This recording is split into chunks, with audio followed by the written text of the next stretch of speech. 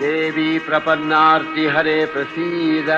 प्रसीद मातर जगतोऽखिलस्य प्रसीद विश्वेश्वरी पाहि विश्वं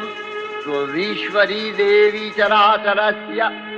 आधारभूता जगतस्त्वमेका महीस्वरूपेण यतः स्थितासि अपां स्वरूपस्थितया तवैतदप्यायते कृष्णम् अलङ्घ्य वीर्ये त्वं वैष्णवी शक्तिरनन्तवीर्या विश्वस्य बीजं परमासि माया सम्मोहितं देवि समस्तमेतत् त्वं वै प्रसन्ना भुवि मुक्तिहेतुः